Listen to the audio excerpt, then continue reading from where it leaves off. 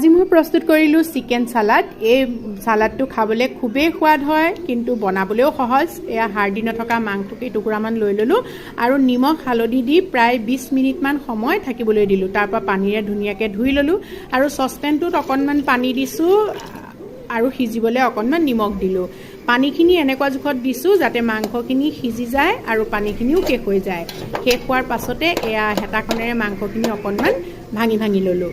এইফালে আকৌ মই আদা নহৰু জলকীয়া আৰু ধনিয়া কাটি ল'লোঁ। জলকীয়া আদা নহৰু অলপ সৰহকৈ লৈছোঁ দেই।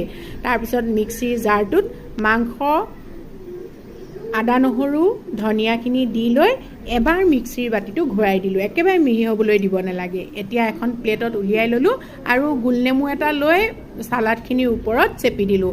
গোলনেমুটো চেপোতে সাৱধান হ'ব লাগে যাতে গুটি নাযায়। এই সালাডটো খাবলৈ ইমান সোৱাদ হয়, যিসকলে খোৱা নাই প্ৰস্তুত কৰি খাবচোন, খুব ভাল পাব।